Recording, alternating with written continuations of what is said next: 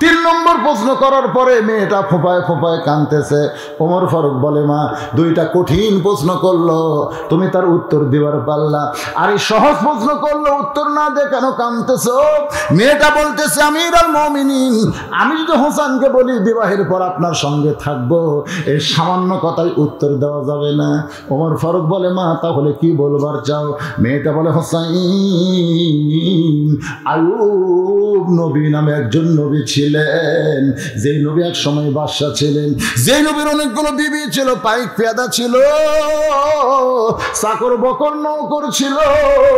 আইয়ুব নবী যখন অসুস্থ হয়ে গেল, আস্তে আস্তে সবাই তার কাছে সরে গেল, তাকে রাজসিংহাসন থেকে জমিন নামায় দিল।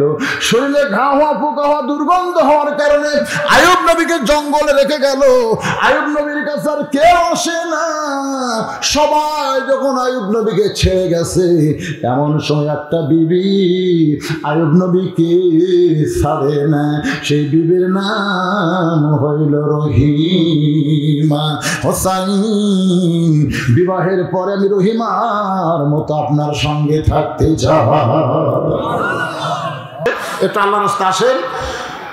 ওমর ফারুক বলে, হোসেন এখন 2 নম্বর প্রশ্ন করো।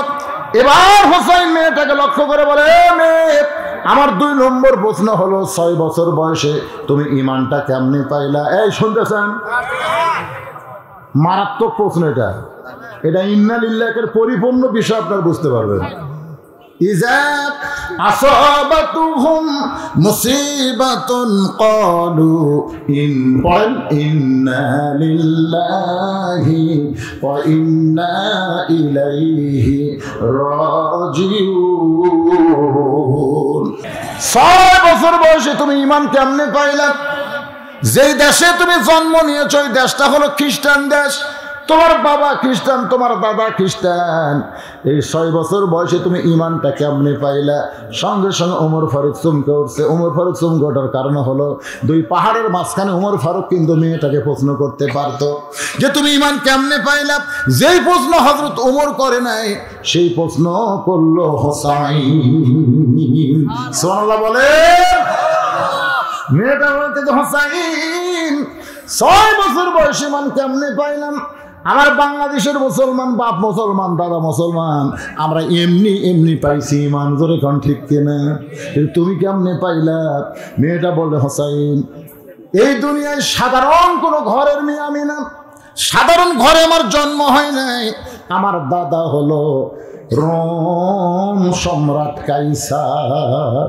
যেই বলছে আমার দাদা হলো রোম সম্রাট কাইসার, সঙ্গে সঙ্গে ওমর ফারুক চমকে উঠছে। কারণ ওই সময় 2টা পরাশক্তি ছিল, একটা হলো রোম আর একটা হলো পারস্য। পারস্যের সম্রাট হলো কিসরা আর রোমের হলো কাইসার। এখন যেরকম রাশিয়ার আমেরিকা 2টা পরাশক্তি আছে না নাই? আমেরিকা রাশিয়া গুণ্য করে না, আবার রাশিয়া আমেরিকা খেলাও করে না। যেরকম কথা ঠিক কিনা? এবার যে যুদ্ধ লাগছে, এই যুদ্ধে আমরা বুঝবার পারতেছি আমেরিকার চাইতে রাশিয়ার বেশি শক্তি, আর সবগুলো শক্তির উপর আমার আল্লাহর পাওয়া। উপায় নাই রে, উপায় নাই রে, উপায় নাই। আল্লাহ ছাড়া দুনিয়া সাইজ করার উপায় নাই। সবাই কর না কেন? আল্লাহ ছাড়া দুনিয়া সাইজ করার উপায় নাই। অনেকে কয় না ভারত আমার সাথে আছে, ভারত ভারত। উনি কয় আমেরিকা আছে রে।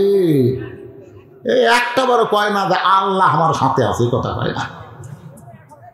অধিকাংশ লোকের আমরা বেঈমান হয়ে যাচ্ছি। কথা কান ঠিক কিনা? আমার দাদা রোম সম্রাট কাইসার পরন্ত বেলায় অন্দর মহলে এসে বলতেছেন, নাতনি রে তুই কি খেলা দেখবি? 6 বছরের ছোট্ট বাচ্চাকে খেলার কথা বললে খুশি হয় না, বেদর হয়? খালি কান্দে, পানি পড়া দিয়ে কান্না বন্ধ হয় না। তেল পড়া দে কান্না বন্ধ হয় না। মা বলতে যে হুজুরের দোয়ার মধ্যে আর কোনো পাওয়ার নেই। আমি কইলাম তাহলে কান্না বন্ধ হলো কি দিয়ে? বলে মোবাইল কিনা দিয়েছি, গেম খেলা দেখতেছে বাচ্চা, আমার কান্না বন্ধ করিছে। যখনই কান্দে তখন মোবাইল চালু করে দেয়, আর কান্দে না, খালি খেলা দেখে। যখন কি কতক্ষণ কি দেখে? ছোট ছোট বাচ্চাদের হাতে মোবাইল দিলেন, ওই বাচ্চা 21 বছর বয়সে কানা হবে, চোখে দেখা পারবি না, কারণ মোবাইলের যে আলো, এই আলো চোখের জন্য অত্যন্ত ক্ষতিকর। অধিকাংশ যুবক বেশি মোবাইল ইউজ করার কারণে, ওই যে ফ্রি ফায়ার পাবজি খেলার কারণে ওরা কানা হইয়া যাবে। ইন্না লিল্লাহ ইন্না লিল্লাহ। দাদা দাদা কোরআন শরীফ পড়তেছে চশমা ছাড়িয়ে, ধর এরকম কথা ঠিক কিনা? এরকম না, এই কথা কোন আসলে নাই। কি হচ্ছে? কি হলো বাবা? এ কি হলো রে? হইচই করলে ওয়াজ হবে না তো, যে কোনো একটা করা লাগবে। হইচই করো না, ওয়াজ শোনো। আল্লাহর বান্দার একটু খেয়াল করেন। আমার দাদা বলে না, তুমি এরকম রাজ দরবারে খেলা হবে, তুই কি খেলা দেখতে যাবি? মেয়েটা বলে হাসান 6 বছরে কেমনে মুসলমান হইলাম শোনেন। ওই দাদার সঙ্গে খেলা দেখতে আসলাম রাজ দরবারে। দাদার সিংহাসনের পাশে ছোট্ট একটা চেয়ারে আমারে বসাই দিল। আমি চেয়ারে বসে বললাম, দাদু ভাই খেলা দেখার কথা বলে নিয়ে আসলেন, খেলা কোন জায়গায়? আমার দাদা বলে, ওই যে তাকায় দেখ। মেয়েটা বলে, হোসেন 6 বছর বয়সে তাকায় দেখি একটা মানুষের চোখ কালো কাপড় দিয়ে বাঁধা, ওই মানুষের 2টা হাত কালো রশি দিয়ে বেঁধে রাখছে, ওই মানুষের 2টা পা লোহার শিকল দিয়ে আটকায় রাখছে। আমি বললাম, দাদু ভাই খেলা দেখার কথা বলে নিয়ে আসলেন, কিন্তু একটা মানুষকে আমি দেখতে পাই যার চোখ বাঁধা, হাত বাঁধা, পাও শিকল দিয়ে আটকানো। আমার দাদা অট্টহাসিতে বলে, পাগলি রে, তুই ছোট্ট মানুষ, তুই বুঝবি না। ওইটা মানুষ না রে, ওইটা মানুষ না, ওইটা হইল মুসলমান। মেয়েটা বলে, হোসাইন আমার দাদা বলল ওইটা মানুষ না রে, ওইটা মানুষ না, ওইটা হলো মুসলমান। তখন আমি বুঝতে পারলাম খ্রিস্টান, ইহুদি, হিন্দুরা এরা মুসলমানকে কোনোদিন মানুষ মনে করে না। ভারত যদি মুসলমানকে মানুষ মনে করতো তাহলে 400 বছরের পুরাতন বাবরি মসজিদ ভাঙ্গা ওরা রাম মন্দির বানাবার পারতো না। কারণ মুসলমান নামাজ না পড়লেও মসজিদকে নিজের জীবনের চাইতে বেশি ভালোবাসে। বাসে না? 2 বেনামাজি গন্ডগোল আছে, বিশ্বাস যদি না করিস মসজিদ সমস্যা। আমি কইলাম, কে নামাজ পড়িস না, মসজিদের কি বুঝিস? নামাজ না পড়লে কি হবে? মসজিদ আল্লাহর ঘর, হুজুর সিমেন্ট লাগবি। দেখবেন যখন মসজিদের আদায় হয় নামাজের চাইতে বেনামাজিরা বেশি দেয়। আমি একদিন কলাম, কে তোর নামাজ পড়িস না, দান করিস কে? হুজুর একদিন পড়বো, হুজুর মজবুত হোক, মসজিদ আগে মজবুত হোক, আমার ইমানও মজবুত হোক। সুবহানাল্লাহ সুবহানাল্লাহ। দেখবেন আপনাদের গ্রামের মসজিদ যদি কেউ ভাঙবার আসে, নামাজের চাইতে কিন্তু বেনামাজের আগে মরবি। বিশ্বাস যদি না হয় ভাঙবার যায় দেখেন। বেনামাজের জীবন দেবরে আর নামাজে কবি ইন্নাল্লাহ মা সাবিরিন, ধৈর্য ধর, গন্ডগোল করিস না, নতুন করে আর একটা বানাবো। নামাজ পড়ে পড়ার ধৈর্য ছিল আছে, ওরা ভাঙ্গা থুয়ে দেখ আমরা আবার বানাবো। আর বেনামাজের কিসের ভাঙ্গারে জীবন দেবরে? রে আমাদের দেশের একটা বেনামাজও খারাপ না, আমরা ঠিক মতো নামাজের দাওয়াত দিতে পাচ্ছি না বলে ওরা নামাজ ধরতেছে না। জোরে কোন কথা ঠিক কি না? ঠিক মতো দাওয়াত কবে হবে? যেদিন মুসলমানের কোন নেতা ক্ষমতার চেয়ারে বসবে, আল্লাহর আইন দিয়ে রাষ্ট্র চালাবে, তাহলে 1 নম্বর দায়িত্ব হলো নামাজ কায়েম হবে। আল্লাযীনা মাক্কান্নাহুম ফিল আরদ আকামুস সালাত।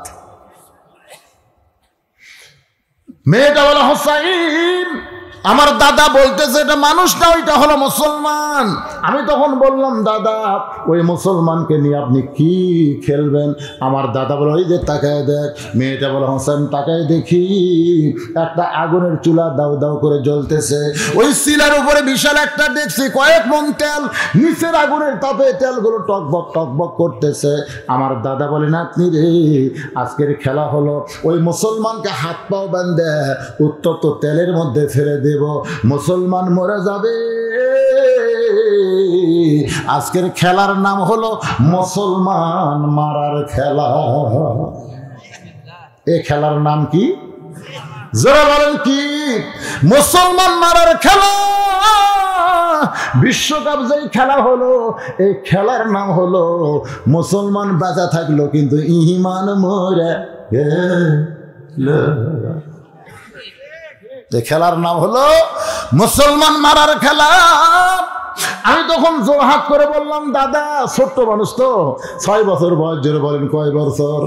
আমি জোরহাত করে বললাম, দাদা এই মুসলমানকে না মারা কি ছেড়ে দেওয়া যায় না? এই মুসলমান মারার খেলা কি বন্ধ করা যায় না?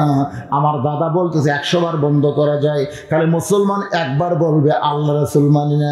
তাকায় দেখ, আমি চোখ বাঁধা রাখছি, আমি হাত বাঁধা রাখছি, আমি পাও বাঁধা রাখছি, কিন্তু মুসলমানের মুখ কিন্তু আমি বাঁধি নাই, ওই মুখটা আমি খোলাই রাখছি। আমাদের বাংলাদেশে দেখবেন হাত খোলা, পাও খোলা, চোখ খোলা, কিন্তু মুখ আমাদের বাংলাদেশ সবই চলতেছে ভাই, খালি মুখই চলতেছে না রে, মুখ বন্ধ হয়ে গেছে। তাহলে আমাদের মতন কয়টা বক্তার বন্ধ করে পারলি শেষ, কথা কয় না রে, কথা কয় না, মুখ বন্ধ রে, সবই বন্ধ, হাত বন্ধ, সব বন্ধ, পা লোহার শিকল আটকায় রাখছে, কিন্তু মুখ তো আর বন্ধ না। ওই মুখ দিয়ে খালি একটা বার বলবে আল্লাহ রাসূল মানি না, খালি একবার বলবে আল্লাহ রাসূল মানি না। আমি হাতের বাঁধন খুলে দিব, চোখের বাঁধন খুলে দিব, পায়ের শিকল খুলে দিব। মেয়েটা বলে হোসাইন, আস্তে আস্তে মুসলমানের কাছে গিয়ে বললাম, ও মুসলমান, যদি তুমি বাঁচবার চাও তাহলে একটা বারের জন্য বলো আল্লাহ রাসূল মানি না। সঙ্গে সঙ্গে মুসলমান চিল্লায় বলে, মা তুমি ছোট্ট মানুষ, তোমার কাছে জীবনের দাম বেশি, কিন্তু একজন মুসলমানের কাছে জীবনের চাইতে ঈমানের দাম কোটি কোটি গুণ বেশি। মুসলমানের কাছে জীবন বাঁচানো ফরজ না, মুসলমানের কাছে ঈমান বাঁচানো হলো ফরজ। আপনারা বলেন তো, জীবন বাঁচানো ফরজ? কথা কয় না, কথা কয় অনেক হয় না, জীবন বাঁচানো ফরজ। পানির অপর নাম জীবন রে, পানির অপর নাম জীবন। সাঁতার জানিস না? নৌকার চল, নৌকা যখন ডুবে যাবি তখন তুই কি করবি রে? পানির অপর নাম জীবন কে রে? পানি খাইয়া তোর মরণ হবি রে। একবার জবান খুলে বলবো, আমাদের কাছে জীবনের দাম বেশি না ঈমানের দাম বেশি? তাদের কাছে ঈমানের দাম বেশি। তুই হাত তুলে আল্লাহকে দেখা, দরকার হলো জীবন দিব, কিন্তু বাতিলের কাছে ঈমান দিব না। ধরে বলেন কথা ঠিক কিনা? ওরা পাইছে, মনে করছে যা ইচ্ছা তাই না। মেয়েটা বলতে যে হোসেন, সঙ্গে সঙ্গে আমার দাদা সিংহাসন থেকে লাফ দিয়ে উঠছে, চিল্লা বলে, রে শহীদরা, ওই মুসলমানকে হাত পাও বাঁধে আগুনের চুলার মধ্যে ফেলে দাও, আগুনের চুলার মধ্যে ফেলে দাও। আমি বললাম, দাদু ভাই এই খেলা আমি দেখবো না, একটা মানুষ মারার খেলা আমি দেখবো না। আমার দাদা বলতে, তোর নিয়ে আইছি খেলা দেখার জন্য, খেলা দেখাই লাগবে, খেলা দেখতেই হবে। আমাকে জোর করে যখন ধরে রাখলো, এমন সময় তাকায় দেখি ওই মুসলমান মৃত্যুর দিকে হাঁটতেছে, তার মধ্যে কোনো ভয় নাই, কোনো ডর নাই, বীরের মতন হেঁটে হেঁটে আগুনের চুলার দিকে আসতেছে, বীরের মতন হেঁটে হেঁটে ফাঁসির মঞ্চের দিকে যাচ্ছে।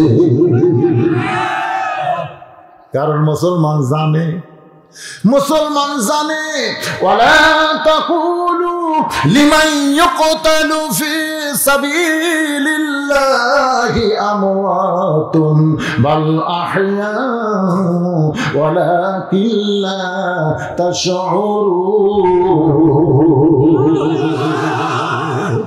মুসলমান জানে মরণ নয় রে, মরণ নয়। আল্লাহ রাস্তায় যাদের হত্যা করা হয়, আল্লাহ বলতেছেন তারাই হলো অমর। মেয়েটা বলে, হোসাইন একেবারে আগুনের চুলার কাছে যখন নিয়ে এসে সরাসরি দৃশ্যটা দেখবো না বলে আমার এই ডান হাত দিয়ে আমার চোখ আমি চাইবা ধরলাম, যে চোখটা চাইবা ধরলাম এমন সময় একটা মধুর কলেমা আমার কানের মধ্যে ঢুকতেছে। ওই মুসলমান আগুনের চুলায় নামার আগেই কলেমাটা পড়তেছে, লা ইলাহা ইল্লাল্লাহু মুহাম্মাদুর রাসূলুল্লাহ। মেয়ে বলে, হোসেন রে, ওই কলেমা আমার কানের মধ্যে দিয়ে কলিজার মধ্যে ঢুকে আমার এমন অবস্থা হলো, আমি যখন দেখতে পাই ওই মুসলমানের দেহ নামক খাঁচাটা আগুনের চুলার মধ্যে পড়তেছে, এই খাঁচাটা পড়তেছে চুলার ভিতরে, আর খাঁচার পাখিটা কোন বনেরই পাখি তুমি, ইন্না লিল্লাহির তাফসীর সকলে বলেন, কোন বনেরই পাখি তুমি, আইলারে কোন বনে, আবার কোন বনেতে যাইতে হবে পড়ছে নাকি মনে। আমি নিজের চোখে দেখলাম 6 বছরের বাচ্চা শিশু ওই মুসলমানের খাঁচা উত্তপ্ত তেলের মধ্যে পড়তেছে, আর ভিতরের পাখিটা তেলের মধ্যে পড়ে নাই। কে যেন খাঁচা থেকে ধরে সবুজ রঙের একটা বাগানে ছেড়ে দেয়। মুসলমানের পাখি উড়ে উড়ে জান্নাতের বাগানে চলে গেল। এই দৃশ্য দেখার পর আমি এক দৌড় মারলাম। আমি দৌড়ে গিয়ে বললাম, মা যদি বাঁচবার চাও তাহলে পড়ো লা ইলাহা ইল্লাল্লাহ মুহাম্মদ রাসূলুল্লাহ। আমার মা বলতে, তুই না দাদার সঙ্গে খেলা দেখবার গেলি, এই মুসলমানের কলমা কোথায় পাইলি? এই কলমা শুনলে তোর বাপ তোর দাদা তোকে হত্যা করবে মা, এই মুসলমানের কলমা তুই বাদ দে। আমি তখন চিল্লাই বললাম, মা এই কলমাওয়ালারা কোনদিন মরে না, মাগো মা এই কলমাওয়ালারা কোনদিন মরে না। আমার সোনার ময়না পাখি, সবাই বলেন আমার সোনার ময়না পাখি, খাসা খানা কবর দিয়া জান্নাতে ওইরা গেলি নাকি? আমার সোনার ময়না পাখি কোন দেশেতে গেলা রে দিয়া রে ফাঁকি রে। এটা মুসলমানের গান না বাজান, কোন দেশে তো উড়ে গেছে আমরা কেন বলবো? আমরা বলবো আমাদের দেশ দুনিয়া না, আমাদের দেশ হলো আল্লাহর জান্নাত। জোরে কোন কথা ঠিক না? আমার সোনার ময়না পাখি খাসা খানা কবর দিয়া জান্নাতে ইল্লিনে ওরা গেলি নাকি? মেয়েটা কান্দার হোসেন রে। এইভাবেই আমি 6 বছর বয়সে ইমানটা গ্রহণ করেছি। হোসেন কান্দার বলে, রে মেয়ে, আমি 2 নম্বর প্রশ্নের উত্তর যেমন আশা করেছিলাম তার চাইতে 1000 গুণ তুমি সুন্দর দিয়েছ। ওমর ফারুক বলে, আলী ভাই আমার ঘটকালি আল্লাহ কবুল করেছে। হোসেন বলে, গোল্ডেন না পেলে হবে না, 33 66 পাশে এখনো 33 বাকি আছে। জান্নাতি যুবকদের সর্দার গোল্ডেন সব 5 করা মেয়ে বিয়ে করবি? গোল্ডেন গোল্ডেন 33 হবে, আর 33 বাকি আছে। আগের দিনে আর বললাম না,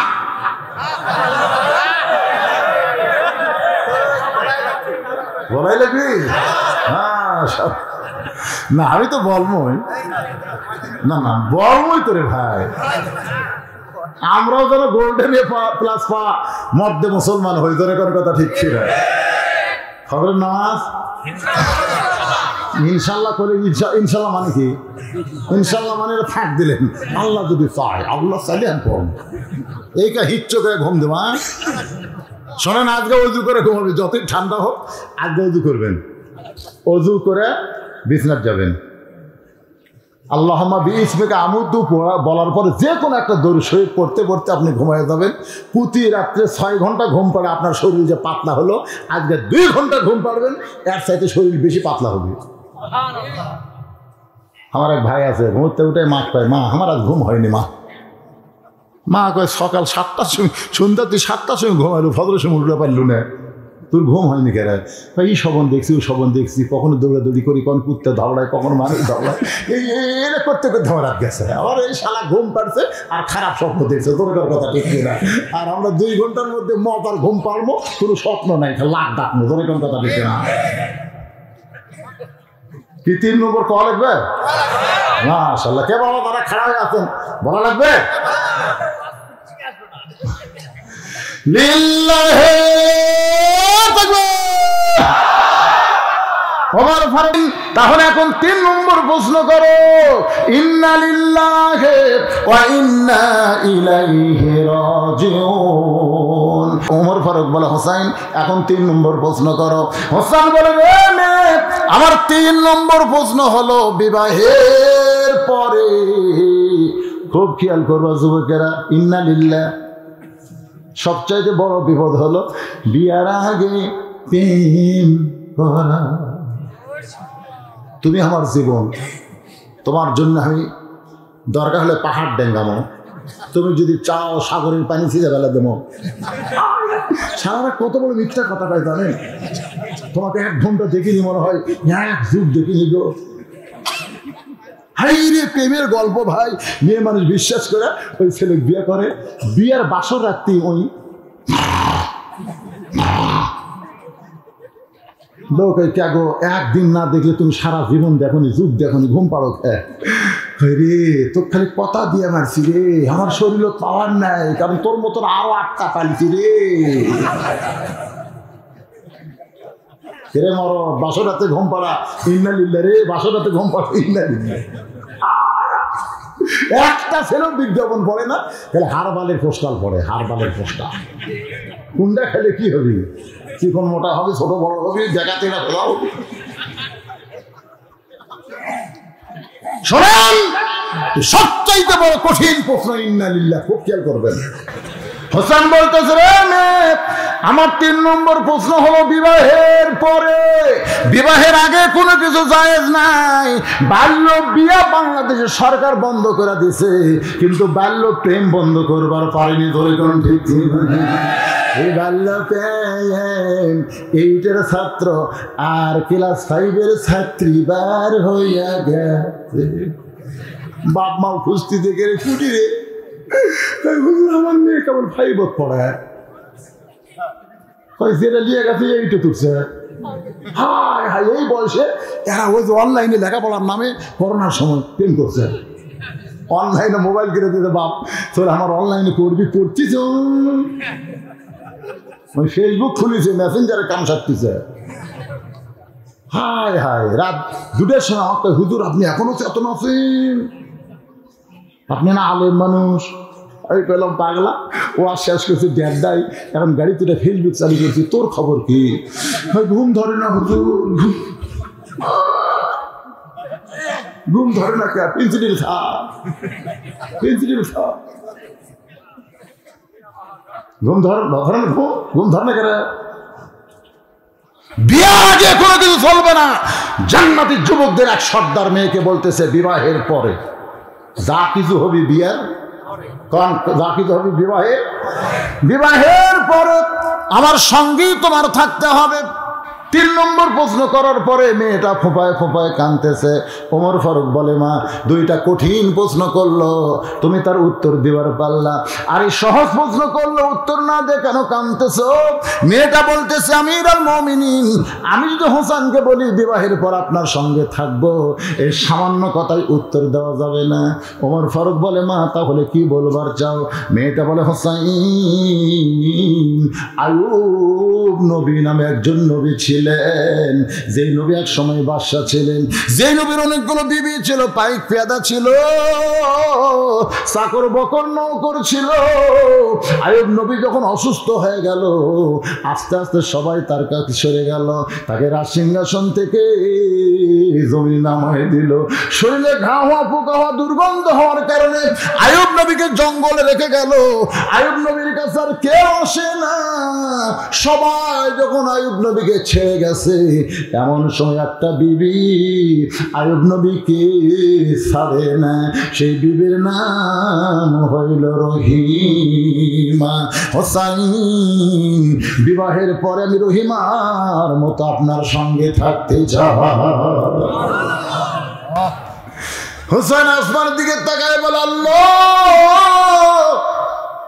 যেমন নানি পাইছে, নানার ভাঙ্গা ঘর জান্নাত হইছে, আমার বাবা যেমন মা পাইছে, আমার বিশ্বাস আল্লাহ আমি তেমন একটা বউ পেয়েছি। মেয়েটার নাম হলো শাহের বানু। বাজান রে, কারবালার প্রান্তর আলী আসগরকে স্বামীর কাছে নিয়ে আসে, পানি পান করে নিয়ে আসেন। পানি পান হয়নি, শাহাদাতের পিয়ালা পান করেছে। হোসেন বলে, আমার সঙ্গে থাকার কারণে তোমার কলিজার টুকরা সন্তান শহীদ হয়ে গেল। সঙ্গে সঙ্গে বিবি স্বামীর কপালে চুমা দিয়ে বলে, আমি সবসময় আপনার সঙ্গে থাকতে চাই। কারবালার প্রান্তরে দেহ ফাইনা দিয়ে হোসেনের মাথা যখন নিয়ে গেল, স্বামীর লাশের কাছে দাঁড়ায়া রক্ত হাতের মধ্যে নিয়ে বলে, স্বামী গো, বিবাহের সময় তৃতীয় প্রশ্ন করেছিলেন, বিয়ার পর আমার সঙ্গেই তোমার থাকতে হবে। আমি আপনার সঙ্গে আছি, থাকবো। দেহ আছে কারবালায়, মাথা চলে গেল দামেস্কে।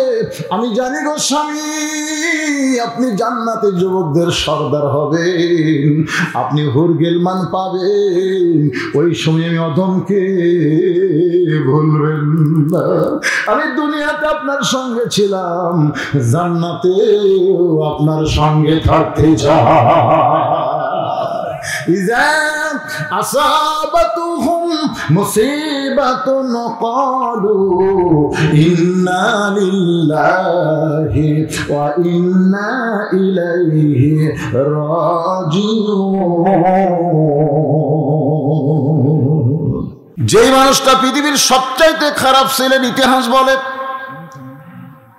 নাঙ্গা তরবারি নিয়ে নবীকে হত্যা করার জন্য রওনা দিয়েছিলেন। রাস্তার মধ্যে নঈম বলল, কোথায় যাবা ওমর? এরকম পাগলের বেশে। ওমর বলতেছে, ভাত পানি ত্যাগ করেছি, যতক্ষণ হত্যা না করব ততক্ষণ ভাত পানি খাবো না। নাঈম বলে, কি খবর? বলে, আব্দুল্লাহর পোলা বাপদাদার ধর্মের উপরে নাকি চুনকালি মারতেছে। নাঈম মুসকে মুসকে হাসে। ওমর বলে, হাসো কেন? বলে, ওই দলে তোমার বোনার ভগ্নিপতি ভর্তি হয়েছে। ওই দলে তোমার বোন আর ভগ্নিপতি ভর্তি আছে। ওনাকে মারার আগে ওইদিকে যাও, রাস্তা ঘুরে দিছে। ওমার তরবারি নিয়ে বোনের ঘরের দরজায়, ঘরের ভিতর থেকে আল্লাহর কোরআনের আওয়াজ আসতেছে, যালিকাল কিতাবু লা রাইবা ফি হুদাল লিল মুত্তাকিন আল্লাযীনা ইউমিনুনা বিল গায়বি ওয়া ইউকিমুনাস সালাত ওয়া মিম্মা রাযাকনাহুম ইউনফিকুন।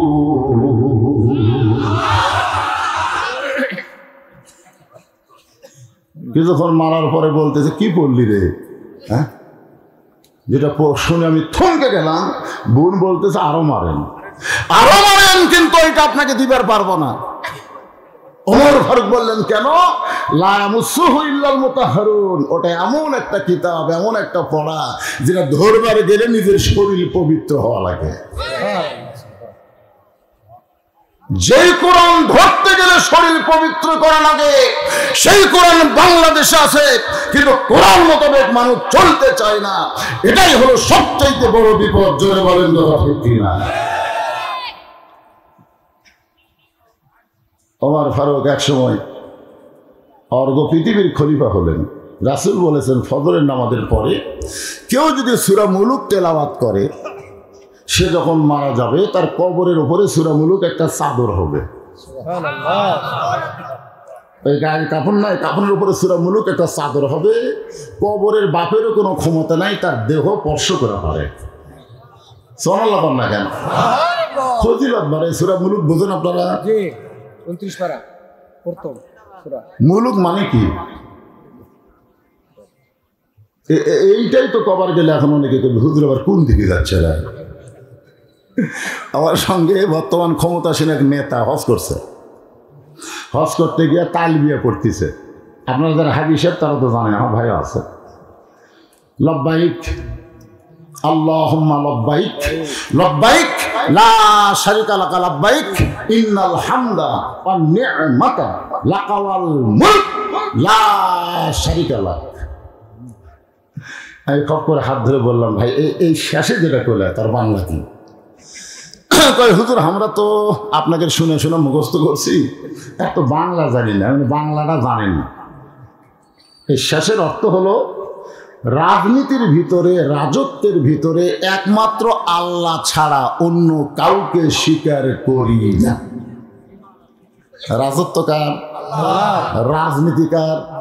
আমরা করি কার? আল্লাহ।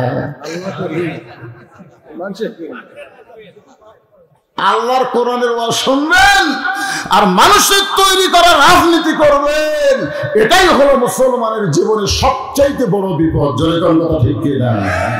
এইটাই ইন্নালিল্লাহ, এটাই ইন্নালিল্লাহ। মানুষ মরলে আমার এক দাদা ছিল, জীবনে ইন্নালিল্লাহ হয়নি। হ্যাঁ দাদা, আমি দেখছি মরার খবর শুনে তো আলহামদুলিল্লাহ আলহামদুলিল্লাহ। আমি বললাম দাদা ইন্নালিল্লাহ কন কেন? যারা কোরআন শরীফ পড়বার পারে না তারা ইন্নালিল্লাহ কয়, আর আমি পড়বার পারি আমি আলহামদুলিল্লাহ কই। হ্যাঁ কেন দাদা? বলে এই মানুষ মরছে কমপক্ষে 3 দিন খাওয়া হবে। কয়দিন খাওয়া হবে? 3 দিন খাওয়া হবে। একটা কলমা খাওয়া, আর একটা হলো 21 খাওয়া, আর একটা 40 খাওয়া, 3 খাওয়া। এই জন্য মানুষ বললে আমরা কই আলহামদুলিল্লাহ, আর আমরা বুঝি না ইন্নালিল্লাহ। একটু মনোযোগ দিয়ে শুনবেন। সূরা মুলুক তেলাওয়াত করার পরে হযরত ওমর আল্লাহ রাজত্ব দেখার জন্য ছদ্মবেশে মদিনার অলিগলি ঘুরতে গিয়ে দেখতে পায় 2 পাহাড়ের মাঝখানে একটা গিরিপথ। ওই গিরিপথের ভিতরে একটা সুন্দরী মেয়ে ধীর গতিতে হেঁটে হেঁটে আসতেছে। মেয়েটার সামনেও কোনো মানুষ নাই, পিছনেও কোনো মানুষ নাই। ওমর ফারুক আল্লাহ রাজত্ব দেখার জন্য সুবহানাল্লাহ বলেন। রাজত্ব কার? চলাই কে? আল্লাহ চলাচ্ছে। হায় হায় রে, আল্লাহ রাজত্ব দেখার জন্য হযরত ওমর মেয়েটার কাছে গিয়ে আল্লাহর শুকরিয়া আদায় করলেন। আলহামদুলিল্লাহ। উপর দিকে আলহামদুলিল্লাহ। ওই মেয়েটার দিকে তাকায়া উপর দিকে তাকায় বলতেছে আলহামদুলিল্লাহ। এখন আমরা মেয়েকে যে অবস্থায় দেখতেছি, উপর দিকে তাকাবেন, উপর দিকে তাকাবেন। আল্লাহ বলেছেন 2 দিকে তাকাও। যাকে ঈমান দুর্বল তারা নিচের দিকে তাকাও। কুল্লিল মুমিনিনা ইয়াগুদ্দু মিন আবসারিহিম। কোনো বেপরদা নারী দেখলে নিচের দিকে তাকাও, মেয়ের দিকে একবারও তাকাও না। এ হুকুম কার? যেরকম কার? আর আমরা কি করি? সুন্দর নারী দেখলে পরে আমার দিল দেওয়ানা করে, ওলে ওলে ওলে। যুবকেরা শোনো, ওমর ফারুক বললেন আল্লাহ তোমার দুনিয়ায় এত সুন্দর একটা মেয়ে। হয়তো আপনারা বলবেন হুজুর মেয়েটার চেহারার দিকে তাকায় ওমর ফারুক সুন্দরী বলতেছে। আল্লাহ রাজত্ব দেখতে গিয়ে ওমর ফারুক দেখে মেয়েটার আপাত মস্তক আল্লাহর আইন পর্দা। আল্লাহ রাজত্ব যখন চলবে তখন কোনো বেপর্দা নারী থাকবে না, সমস্ত নারীরাই আল্লাহর আইনে পর্দা নিষেধ হবে। ধরে কোন ঠিক না?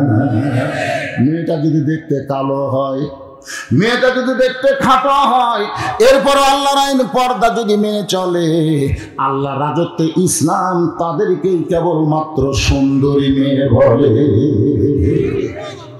এই মুহূর্তে একটা স্লোগান হবে, আমি যেই বলবো পর্দানিশী নারী যারা, আপনারা বলবেন বিশ্ব সুন্দরী তারা। বলতে পারবেন না? এই যুবকরা গলা খাকারে দাও। পর্দানিশী নারী যারা আর যে বলবো বেপর্দা নারী যারা, আপনারা বলবেন বিশ্ব বেহায়া তারা। বেহায়া, বেহায়া মানে যাদের কোনো শরম নাই, যেরকম কি নেই। আশ্চর্য কথা, তুমি বেপর্দা হয়ে চলো, রাস্তার মুসি, একটা মুসি কিন্তু রাস্তা দিয়ে যাচ্ছে, যাওয়ার সময়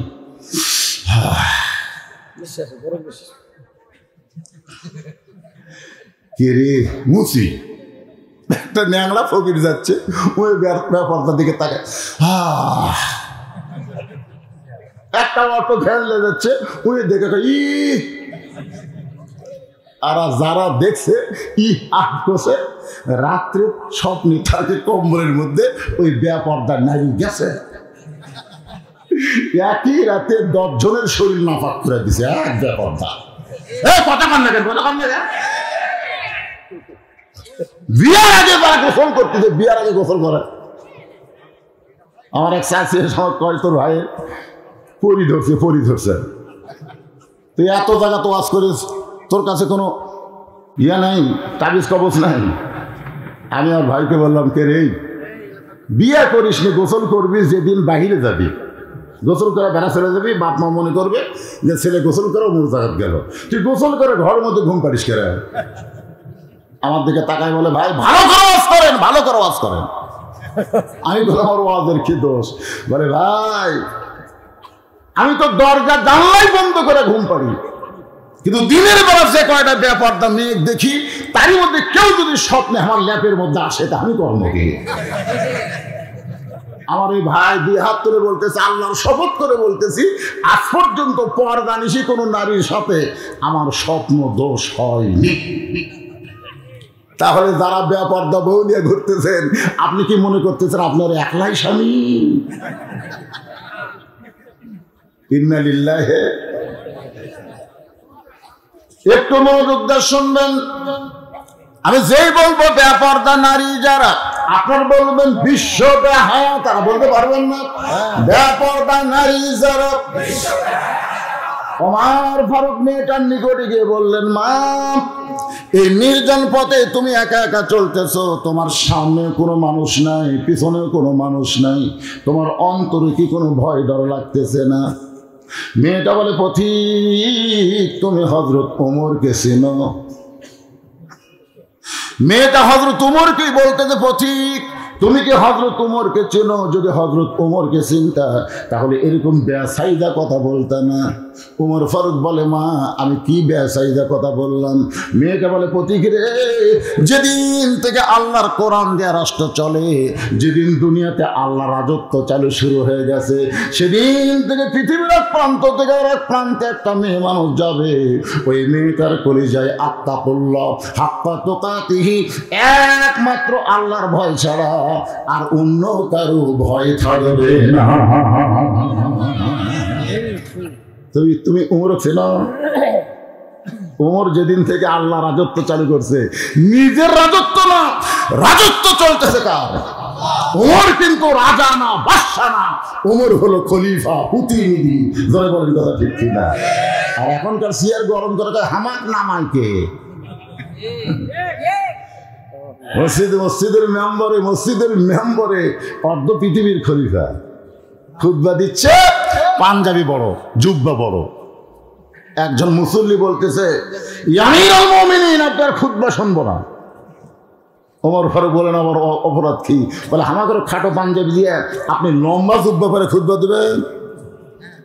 অর্ধ পৃথিবীর খলিফা, বাংলাদেশের মতন 96টা দেশের খলিফা। সুবহানাল্লাহ বলেন না কেন? উনি যখন আল্লাহ রাজত্ব শুরু করেছিলেন, তখন বাঘ এবং ছাগল একই ঘাটে পানি পান করেছে। সুবহানাল্লাহ। বাঘ তার অধিকার জানে, ছাগল তার অধিকার বোঝে। এটা নিজের রাজত্ব না, রাজত্ব কার? মেয়েটা বলে, পথিক উমর যেদিন থেকে আল্লাহ রাজত্ব চালু করেছে, সেদিন থেকে পৃথিবীর এক প্রান্তে আর এক প্রান্তে যাব, তার কলিজায় আল্লাহ ছাড়া অন্য কারো ভয় থাকবে না। সেদিন 16। আমি যুবকদের বলতেছি, এগুলো গান গাইলে কোনো গুণা নেই। এই সাদা কালা কাঁচা বাদাম এগুলো গান না, এটা হলো আসল গান। সেদিন ষোড়শী বলেন, সেদিন ষোড়শী নির্জন পথে যাবে, কোনো জন কটু কথা কবে না, পথে আর প্রান্তরে সম্পদের মোহে পড়ে খুন আর হাজানি হবে না। সবাই বলেন যদি মেনে চলি কোরআন, বলেন যদি মেনে চলি কোরআন আর রাসূলের বিধান, সকলে শান্তিতে থাকবে। আর্জেন্টিনার পতাকা নয়, ব্রাজিলের পতাকা নয়, যেদিন বাংলার আকাশে কলেমার পতাকা দুলবে। এবছর কার পতাকা? আর্জেন্টিনার ব্রাজিলের পতাকা উঠছে। কিন্তু আল্লাহর রাজত্ব যখন চালু হবে তখন কোন বিধর্মীর পতাকা উঠবে না, পতাকা উঠবে কলেমার। জোরে বলেন ঠিক কিনা? উমর ফারুক আল্লাহর শুকরিয়া আদায় করে বলতেছেন, মা তুমি যেভাবে চলতেছ আমার মনে হয় তোমার ভিতরে কোনো দুঃখ লুকে আছে।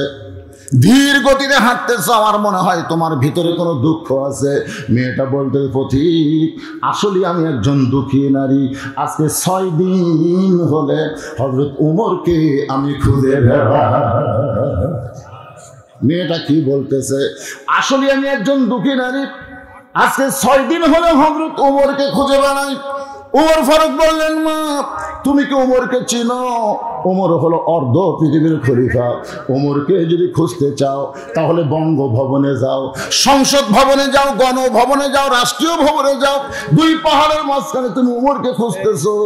উমর কি উর্দুম্বা নাকি যে 2 পাহাড়ের মাঝখানে তাকে খুঁজে পাবে? মেয়েটা বলে, প্রতীক তুমি জানো না যেদিন আল্লাহ রাজত্ব দুনিয়াতে চলবে সেদিন নেতা খোঁজা লাগবে না, বরং নেতারাই দুঃখী মানুষকে খুঁজে বেড়াবে।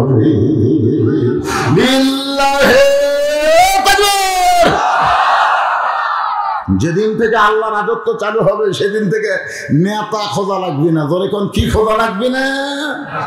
এ কথা কন না কেন, কি খোঁজা লাগবে না? নেতারাই দুঃখী মানুষকে খুঁজে বেড়াবে। আল্লাহ রাজত্ব যখন চালু হবে তখন কোন গরিব মানুষ ধনীর কাছে যাবে না, বরং ধনীরা গরিবের কাছে চলে আসবে। তোরকম কথা ঠিক না? এক ধনী 7 দিন হলে 1 ব্যাগ টাকা নিয়ে ঘুরতেছে গরিবের দরজায় দরজায়। এটা কি গরিবের দরজায় দরজায়? ভাই আমার জাকাতে টাকা নিয়ে, ভাই আমার টাকার মধ্যে তোর 2.5 টাকা ভাগ আছে রে, শতকরা 2.5 টাকা নিয়ে ভাই, না নিলে আমার জানো জ্বালে ভাই। গরিব মাফ কর, একটা গরিব টাকা নেয় না। ওই 7 দিন ঘুরিছে ফকিরের মতন। আর আল্লাহ কয়, আল্লাহ গরিব করো, আল্লাহ আমি বসে থাকা খামো, ধনীর আমার দিয়ে দেবে। কি মজা হবে? সাল্লাল্লাহ সাল্লাল্লাহ।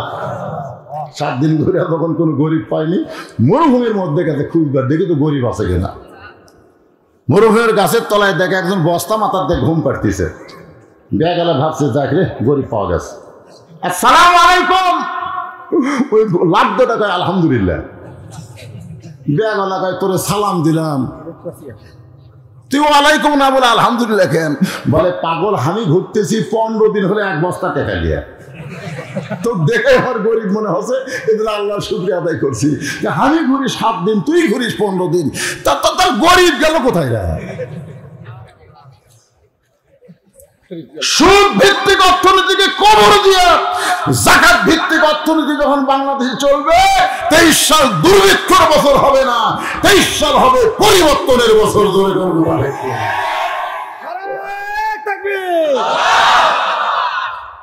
দুর্ভিক্ষ,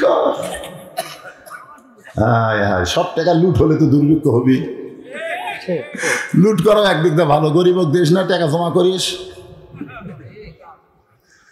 মেয়েটা বলতে যে পথিক আল্লাহর কোরআন দিয়ে আল্লাহ রাজত্ব যখন চালু হবে তখন নেতা খোঁজা লাগবে না, নেতারাই দুঃখী মানুষকে খুঁজে বেড়াবে। আমার ইমান বলতেছে 6 দিন হলে হযরত ওমরকে খুঁজতেছি, আর 1-8 দিনের ভিতরে পেয়ে যাব ইনশাআল্লাহ। আপনারা বলেন তো মেয়েটা পাশেরই পায়নি? কি বলতেছে? আমার ইমান বলতেছে, ইমান ইমান। আমাদের ইমান কি কয়? যতই ওয়াজ করেন হুজুর নামবি না, নামবি না, নামবি না হুজুর, নামান জানি না হুজুর। কে রে পাগলা, তোক নামানোর দায়িত্ব কে দিছে? তোর দায়িত্ব কেউ দেয় নাই। 5 তালে তুটে 1.5 লাখ টাকার খাট, 12,000 টাকার কম্বল, ওই তামানে দিয়ে কয় আমার বাসা আমার ঘর, আমার নামাই কেউ রাত 9টায়। ফেরেশতাকে আল্লাহ দেখো কি করলো, বলে নামানোর কেউ নেই। 3টার সময় আল্লাহ একটা ভূমিকম্প দিছে। যেরকম কি কম্প, এত ফোর্সে নামছে, কম্বলের মধ্যে লুঙ্গি খুলে আছে, একেবারে ন্যাংটা হয়ে নিচে আইছে। ফেরেশতাকে আল্লাহ নামালা এইরকম ন্যাংটা করে। আল্লাহ বলতেছে আমার সাথে যারা গাদ্দারি করবে তারা নামবে ঠিকই, তবে সম্মানের সাথে না, ন্যাংটা হয়ে নামা লাগবে।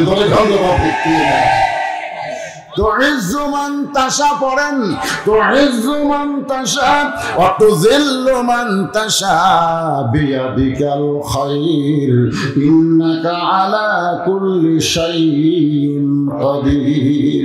সম্মান দিয়ে 5 তলায় তোলার মালিককে, আবার অপমান করে ন্যাংটা করে নামানোর মালিককে, ভালো মন্দর মালিককে, সমস্ত ক্ষমতার মালিককে। আমার ঈমান বলতেছে 6 দিন হলে খুঁজতেছি, আর 1 দিনের মধ্যে পাবো ইনশাআল্লাহ। ওমর ফারুক বললেন না, 6টা দিন হলে তুমি যে ওমরকে খুঁজতেছো, আমি হইলাম সেই ওমর। এটা বলতেছে চোরের মতো, চোরের মতো একা একা ঘুরতেছেন কেন? আপনার সামনে নাই? সামান্য একটা এমপি আসরে গেলে সামনে পুলিশের গাড়ি, পিছনে পুলিশের গাড়ি, মানে পুলিশগুলো চাকরি করতেছে এমপির।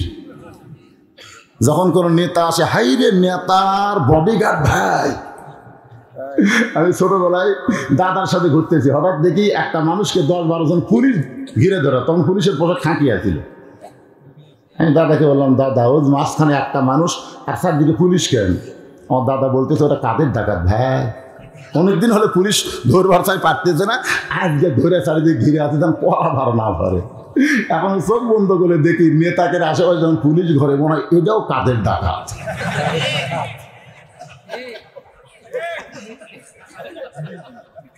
চামচা নাই, অর্ধবিধিবিধি খলিফা হইয়া চোরের মতন একা একা ঘুরতেছেন। আপনার আশেপাশেও কোনো র্যাব নাই, পুলিশ নাই, তার কোনো বডিগার্ড লাগবে না, স্বয়ং আল্লাহ তার বডিগার্ড হয়ে যাবে।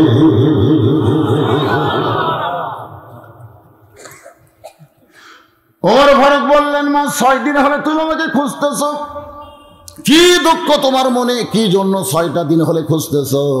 এখন বলো তোমার দুঃখ কি?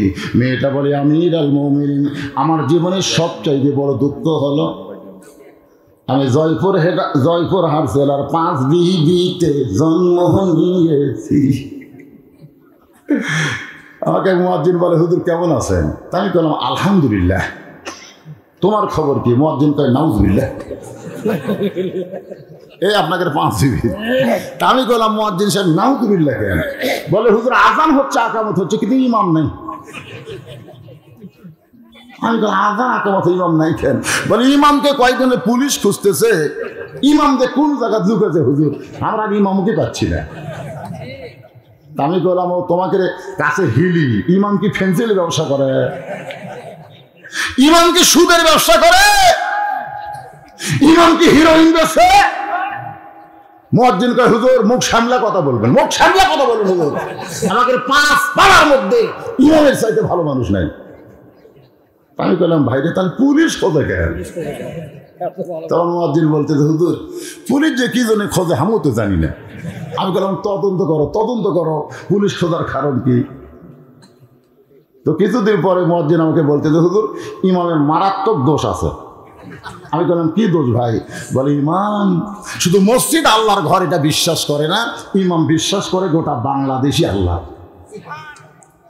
ইমাম বিশ্বাস করে শুধু মসজিদ ভালো রাখলে হবে না, মসজিদের মতো গোটা বাংলাদেশ ভালো করতে হবে। আর বাংলাদেশ ভালো করতে গেলে মানুষের রাজত্ব চালান যাবে না, আল্লাহর কোরআনের রাজত্ব চালাতে হবে। ইমাম গোপনে গোপনে কোরআনের দল করে, এই খবর কে যেন থানা দিয়েছে।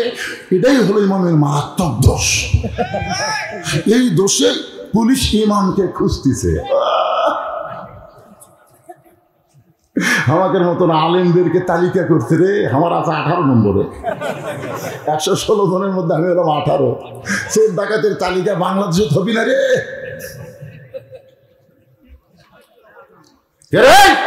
দাঁড়া থাকে কেন? বসার থাকে না?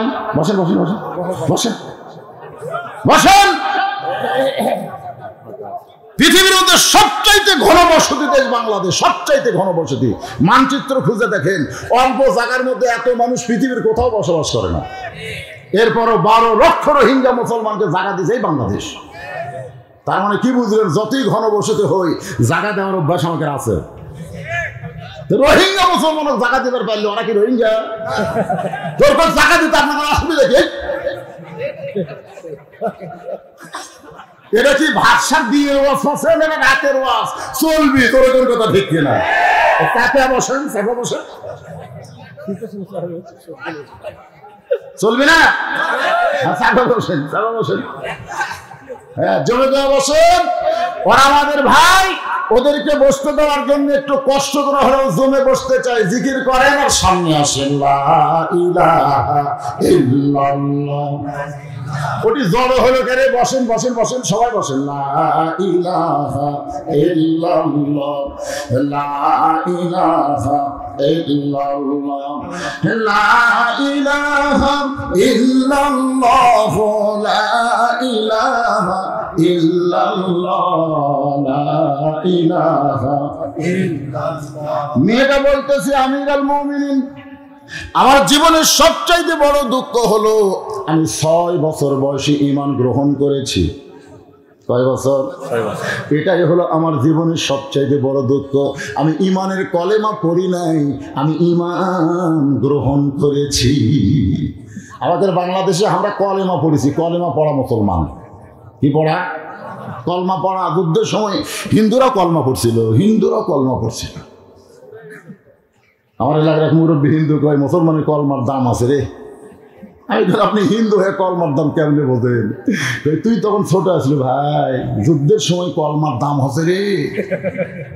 আর্মি দেখলি বলতো তুমি কোন হো, লা ইলাহা ইল্লাল্লাহ। ঠিক আছে, ঠিক আছে। এই কলমা মুখে রাখার কারণে বাঁচা গেছি রে। আমি বললাম, দাদা শুধু মুখে কইয়া যদি আর্মির হাত থেকে বাঁচেন, এই কলেমা কলিজের মধ্যে ঢুকাই দেন, জাহান্নামের আগুন থেকে আল্লাহ বাঁচাই দিবে। কথা ঠিক? মেয়েটা বলতেছে, আমিরুল মুমিনিন, আমার জীবনের সবচাইতে বড় দুঃখ হলো 6 বছর বয়সে ঈমান গ্রহণ করেছি। শুধুমাত্র ঈমান গ্রহণ করার অপরাধে আমি 12 বছর জেলখানায় বন্দি জীবন কাটাইছি। আল্লাহ কোরআন কারিমের মধ্যে বলেন, ইন্নামাল মুমিনুনা আল্লাযীনা ইযা যুকিরাল্লাহু ওয়াজিলাত কুলুবুহুম ওয়া ইযা তুলিয়াত আলাইহিম আয়াতুহু যাদাতুহুম ঈমানা ওয়া আলা রাব্বিহিম ইয়াতাওয়াক্কালুন।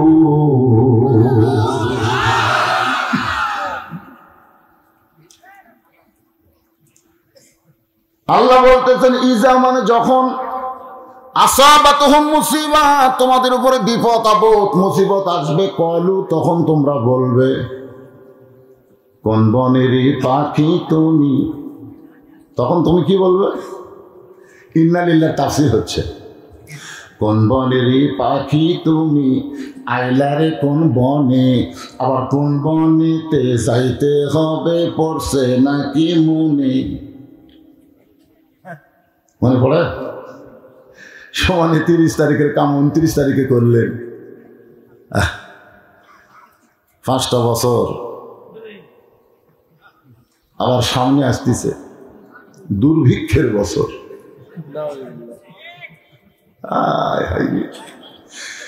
ব্যাংকত যায় দিকে টাকা নেয়, আমার টাকা নেই। মানুষ বাড়িতে টাকা থনি, চোর ডাকাতের ভয়ে এখন কারা লুট করলো। কোন বনের পাখি তুমি আইলারে কোন বনে, আবার কোন বনেতে যাইতে হবে পড়ছে নাকি মনে। মিশে মায়ায় বন্দি থাইকা করলাম কত খেলা, পশ্চিমে তাকিয়া দেখো তোমার জীবনে ডুইবা যাবে বেলা। এক পলকের নাই ভরসা, মিশে সকল আশা, কখন বুঝি দারুণ ঝড়ে, কখন বুঝি দারুণ ঝড়ে ভাঙবে তোমার বাসা। পাখি রে সবই মিশে আর ফাঁকি। আমি ইন্না লিল্লাহর তাফসীর গানটা শুরু করলাম। গান এলা গান করে। এপারে তোর বসত বাড়ি, ওই পারে তোর বাসা।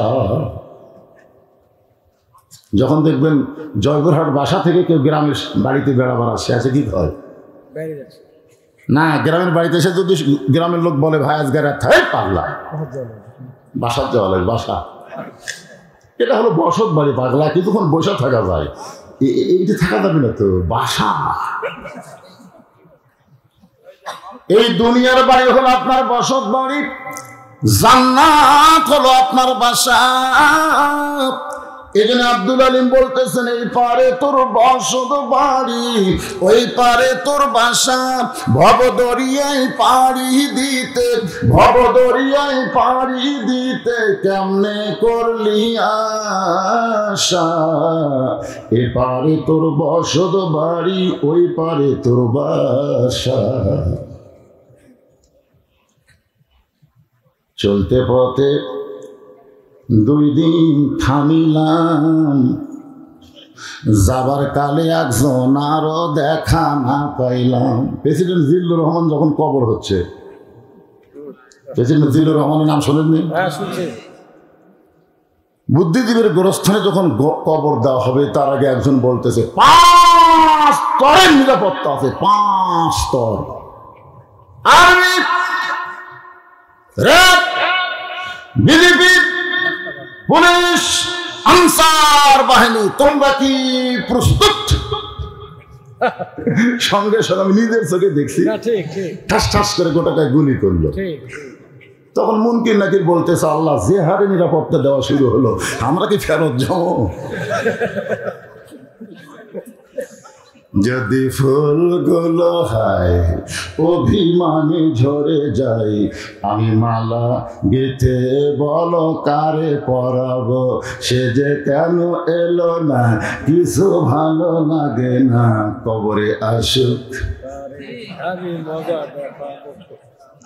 নিরাপত্তা বার করে দিবি, তোর এখন কথা ঠিক কিনা? ইন্না লিল্লাহি ওয়া ইন্না ইলাইহি রাজিউন। গোড়া কয়েক গান করলাম, এখন তাফসীর হবে। কারণ এই গানগুলো না করলে বেড়ার লোক ভিতর ঢুকান যায় না, খালি ঠান্ডা লাগে। মোটামুটি শরীর একটু গরম টরম হোক। তাহলে প্রথম যে কথা বললাম, কোরআনের আওয়াজ শুনবো কিন্তু কোরআন মোতাবেক চলবো না, এটা রহমত না বিপদ? অথচ আল্লাহ বলেন অনুনাজ্জিলু মিনাল কুরআনি মা হুয়া শিফাউ ওয়া রাহমাতুল লিল মুমিনিন। তাহলে কোরআনের আওয়াজ শুনবো, কোরআন মোতাবেক চলবো না, এটা রহমত হবে না, এটা হলো বিপদ। যেই কোরআন আল্লাহ আমাদের জন্য কি স্বরূপ? শেফা স্বরূপ, রহমত স্বরূপ নাজিল করেছে। এই জন্য কোরআনের মাহফিলকে বলা হয় রহমানি জলসা, রহমানি মাহফিল। আমির হামজার সবচেয়ে বড় অপরাধ হলো কোরআনের আয়াত নম্বর, পারা নম্বর, রুকু নম্বর, সূরা নম্বর বলে বলে কোরআনের হক তাফসীর করেছে। এটাই হলো তার সবচাইতে বড় অপরাধ। সাইদ হুজুরের অপরাধ হলো হাজার হাজার মুসলিম জনকে মুসলমান করেছে, 50টা বছর ধরে কোরআনের হক তাফসীর করেছে। মেয়েটা বলতেছে আমার জীবনের সবচেয়ে বড় অপরাধ হলো 6 বছর বয়সে ঈমান গ্রহণ করেছি, আর ঈমান গ্রহণ করার অপরাধে 12 বছর জেলখানায় বন্দি জীবন কাটাইছি। সকালবেলা 3টা করে চাবুক মারছে। কয়টা? একটা জুয়ান তাগড়া মানুষ হাজরা দিবার আসতেছে, চেয়ারত বসে লাঠি ভর দে আসতেছে।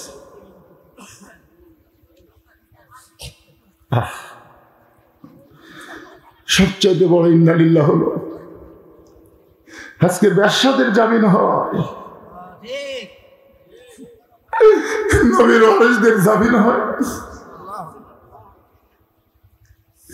إذا أصابتهم مصيبة قالوا إنا لله وإنا إليه راجعون الله أكبر মেয়েটা বলতেছি আমিরুল মুমিনিন, সকালবেলা আমাকে 3টা চাবুক মারছে, বিকালবেলা 3টা চাবুক মারছে, শুধু ঈমান গ্রহণ করার অপরাধে। আমার দেহের এমন কোনো জায়গা নাই যে জায়গায় চাবুকের আঘাত লাগে নাই। আপনি যখন রোম পারস্য দখল করলেন, তখন আপনি ঘোষণা করলেন মুসলমান কোন রাষ্ট্র যখন দখল করবে ওই রাষ্ট্রে তখন আল্লাহ রাজত্ব চলবে, মানুষের কোনো রাজত্ব চলবে না। চলবে কার? আল্লাহ রাজত্ব যখন চালু হবে ওই দেশে কোনো জেলখানার দরকার নাই। আপনি জেলখানার দরজাগুলো মুক্ত করে দিলেন। আমি 12 বছর জেলখানায় বন্দি জীবন কাটায়া আপনার ঘোষণা মতো জেলখানা থেকে বের হলাম। আমার দাদা খ্রিস্টান, আমার বাবা খ্রিস্টান, রোম দেশের সকলেই খ্রিস্টান। এখন খ্রিস্টানদের ঘরের একজন মুসলমান নারী আমি কোথায় যাব? আজকে 6 দিন হলে 2 পাহাড়ের মাঝখানে খুঁজতেছি, যদি আপনার দেখা পাই তাহলে আপনার কাছে এই দুঃখী মেয়ে একটু আশ্রয়। ওমর ফারুক মুচকে হাসে বললেন, মা আমি তোমাকে আশ্রয় দিতে পারবো না। মেয়েটা চমকে বলতেছে, আমি জানি আপনি অত্যন্ত ভালো মানুষ। সুবহানাল্লাহ দেখেন কেমন ভালো, জানেন না? নিজে না খাইয়া মানুষকে খাওয়ায়, নিজে ঘুম না করে রাত্রিবেলা দুঃখী মানুষকে উপকার করে, সেই মানুষটা হলো হযরত ওমর। সুবহানাল্লাহ পাবেন না? হ্যাঁ রে, একলা একলা ঘুরতেছে রাত্রে, বারে এটা জাতা কথা। 2টা বাচ্চা কাঁদতেছে আর মা খালি বলতেছে ইন্নাল্লাহ মা'আস সাবিরিন, ধৈর্য ধর, গোস্ত সিদ্ধ হলেই পাবো। ওর ফারুক কই কে রে? মদিনার রাষ্ট্রে তো তাঁবুর মধ্যে মেয়ে মানুষ থাকার কথা না, এটা কোন মেয়ে? এত রাত ধরে গোস্ত সিদ্ধ হয় না। চোরের মতন কাছে গিয়ে বলতেছে, মা মা সন্তানগুলো কাঁদতেছে, সিদ্ধ হয় না। মেয়েটা বলে, তুমি কে? এই গভীর রাত্রে আমাকে মা মা বলে ডাকতেছো? আমার বাড়ি হলো ইয়ামিন দেশে। আমি গতকাল বিকাল বেলা উমরের কাছে গেছিলাম, এত মানুষের ভিড়, উমরের কাছে আমি যাইতে পারি নাই। আমার 2টা এতিম বাচ্চাকে নিয়ে আমি তাঁবু টাঙ্গাইছি। আগামীকাল সকাল উমরের কাছে যাব, কিন্তু আমার 2টা বাচ্চা ক্ষুধার জ্বালায় বারবার যখন কাঁদতেছে, আমি তখন 1 পাতিল পানির মধ্যে পাথর দিয়া সিদ্ধ করতেছি। আমার পাতিলের পাথর সিদ্ধ হবে না। ওমর ফারুক বলে, মা বুঝবার পারছে, একটু ধৈর্য ধরেন। এক দৌড়ে বাইতুল মালের দরজায় আসলাম, বড় বস্তা আমার মাথায় তুলে দে। আসলাম কান্দে বলে, আমিরুল মুমিনিন আমি হলাম চাকর, কোথায় বস্তা নিয়ে যাব? ওমর ফারুক বলে, আসলাম রে, যার পাপের বোঝা তাকেই টানতে হবে। বস্তা মাথায় নিয়ে যখন দৌড়াই, আসলাম পিছন থেকে দৌড়ায় আর বলে, আমিরুল মুমিনিন এই বস্তা নিয়ে দৌড়াতে গেলে আপনি পড়ে যাবেন। ওমর ফারুক বলে, দুনিয়ার পোড়া সহ্য করা যাবে, কিন্তু জাহান্নামের আগুনের পোড়া আমি সহ্য করতে পারবো। গভীর রাত্রে হযরত ওমর বলে, মা রুটি তৈরি করো, হালুয়া তৈরি করো। রুটি হালুয়া তৈরি হলে 2টা বাচ্চাকে কোলের মধ্যে নিয়ে রুটি হালুয়া যখন মুখে দেয়, 2টা বাচ্চা ওমরের মুখের দিকে তাকায় বলে, কে গো আপনি? এত ভালো মানুষ। ওমর ফারুক কাঁদতেছে আর বলে, আল্লাহ তুমি অধমকে মাফ করে দাও। মেয়েটা বলতেছে, রে পাগল তুমি অধম কেন হবে? অধম হলো ওমর। তোমাকে যদি আল্লাহ মদিনার খলিফা বানায় তো আমি মা হইয়া বলতেছি এই মদিনা আল্লাহর জান্নাত হয়ে যেত।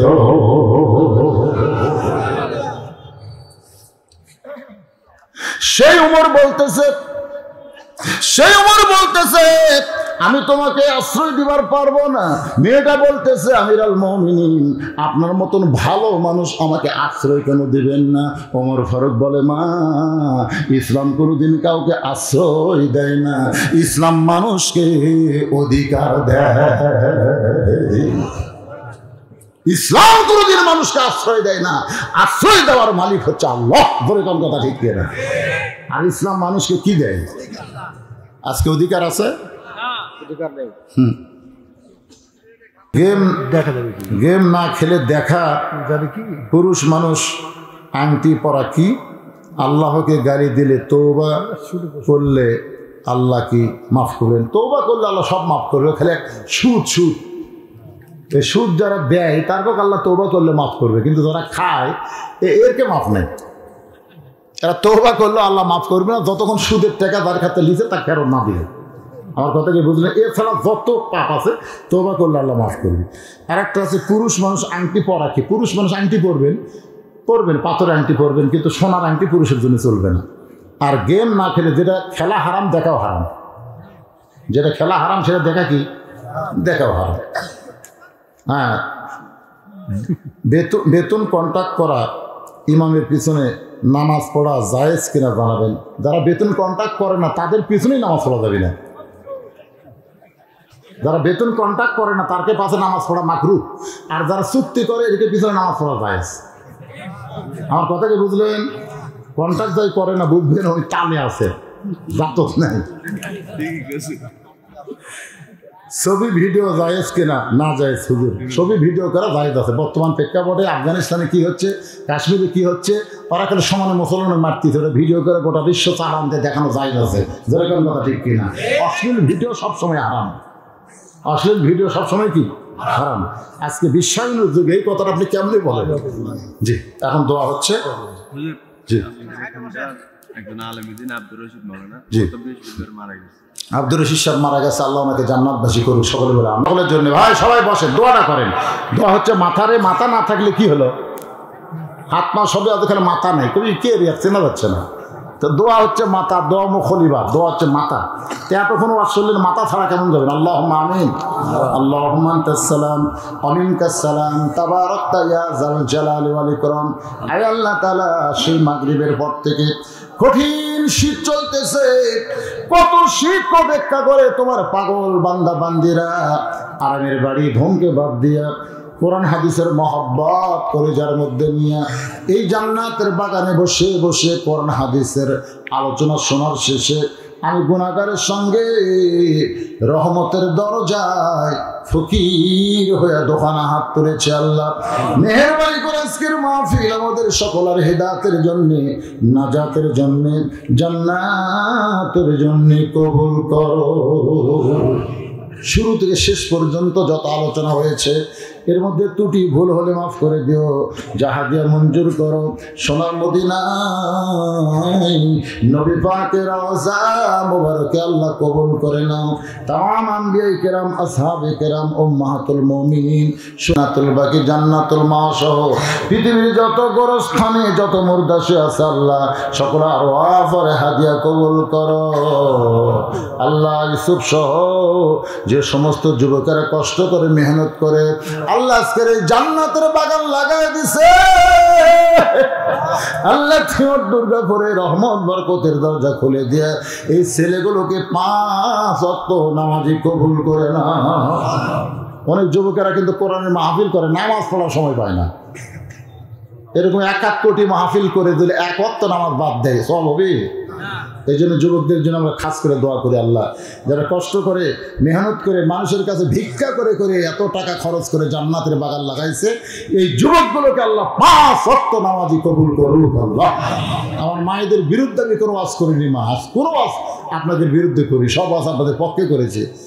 আপনারা পর্দার ভিতরে থাকবেন, মা ফাতেমার চরিত্র গ্রহণ করবেন, আবেদা সালেহা পর্দা নিশে আমার মা বোনদের আল্লাহ তুমি কবুল করে নাও। আল্লাহ আজকের মাহফিলের সম্মানিত সভাপতি, সহসভাপতি বিশেষ অতিথি প্রধান অতিথি সহ সুধীজনকে আল্লাহ তুমি কবুল করো, আলেম ওলামাদের কবুল করো, হাজি সাহেবদের কবুল করো, মুরব্বীদের কবুল করো, যুবকদের কবুল করো, কচি কাঁচাদের কবুল করো আল্লাহ, পর্দার অন্তরালের মা বোনদের কবুল করো আল্লাহ। আল্লাহ আমার সমস্ত যুবকদেরকে সোনার যুবক বানায় দাও আল্লাহ। এই যুবকগুলোকে আল্লাহ তুমি হেদায়েতের রাস্তায় কবুল করে নাও আল্লাহ। আল্লাহ যৌবন বয়সে শয়তানি খপ্পর পড়ে যেন নষ্ট হয়ে না যায় আল্লাহ। আল্লাহ তুমি কবুল করো, তুমি হেদায়েতের মালিক আল্লাহ, সব কিছু তোমার হাতে।